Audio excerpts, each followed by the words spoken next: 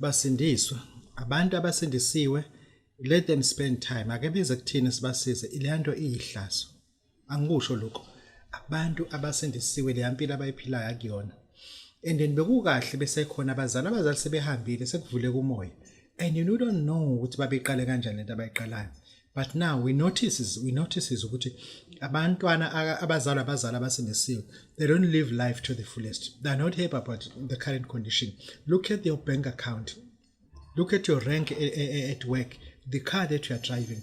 What about your address? Your address is not changing ever since abazali bashona. Kunokuthi progress you decline.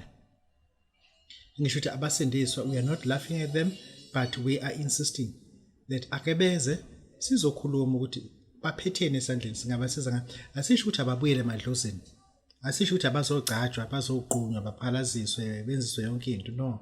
Ake bezokhuluma noBabu Dokotela bawesizojabulile because the life abakuyona njengamanje, it's quite embarrassing. Siyabonga.